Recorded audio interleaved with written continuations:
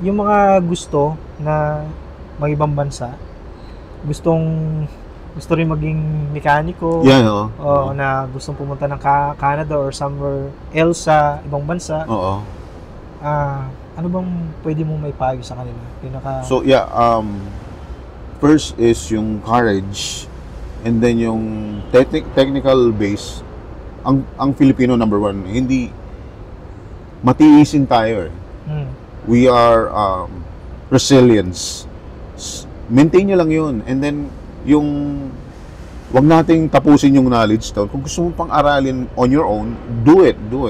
And then, ilagay natin sa mentality natin as a person, not only as a mechanic, na go for goal. What I meant, since nandun na yung opportunity, nandun ka na, ituloy mo lang.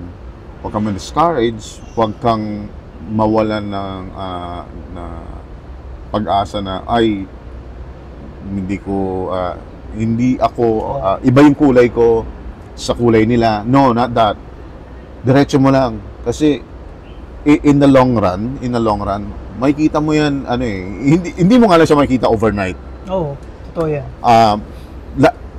Bibigay sa iyo, ibibigay sa iyo yung para sa iyo yung sinabi mo mekaniko sa ibang bansa, no?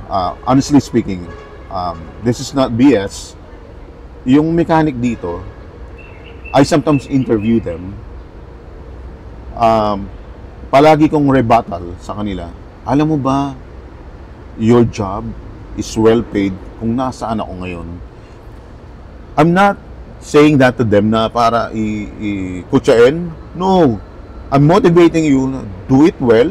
Dalhin mo yan. And then nakikilala tayo. Which is nangyari sa akin. So, in sharing, sana gayahin din. Kasi where I am right now is because of that. I'm totally honest, dead serious honest. Mekaniko lang ako. And yun ang pagkakakilala sa akin doon. I don't mind. Huwag kang madi-discourage. May manlait sa'yo, go lang. Remember, Filipinos are resilience. Yun yung number one tool natin. Oo. So, hindi pala nakakalam, ilang taon ka na nga pala sa ibang bansa? May tagal na rin. May 28 years na rin. Wow. Wow, 28 years na rin. Diba? Grabe, tagal, no? Ano yung palipat-lipat na bike shop? Yeah. Or meron kang isang shop for the longest time na nandun ka? For the longest time, nandun ako for 12 years. Hindi ako talaga mag-move up. May promises. Hindi ako mag-move up. And then, so I resigned in goodwill. Ganun naman, I don't burn bridges. Kahit malaking company, I don't. It's not me. Napapaalam ako ng maayos. So I resigned. Tama yun. Kasi, umalis ka, pero magkaibigan pa rin kayo. No personal thing. And then, yung gaya ng palaging binabanggit ni Kuya Nards, yung blessing, minsan bubulagayin ka niyan. Oo, totoo yun. Nang hindi mo inaasahan talaga. Up to this day, viewers, I am now a manager for Giant Scarborough. Hanggang ngayon, hindi pa nila kinukuha ang resume ko, and that is dead serious honest. Dahil nakilala ako through social media, through YouTube, sabi ng upper management, what is it for? We know you. We're watching you. So, yun na, nagdire-diretso na. And up to this day, kaya ako lang sa Pilipinas na yun, I'm so thankful Giant Scarborough gave the blessing na makarating ulit ako sa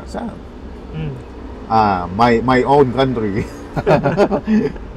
Yun nga pala, to add, Giant Scarborough is a large manufacturing company na hanggang ngayon parang sila na lang yung nag-stand out.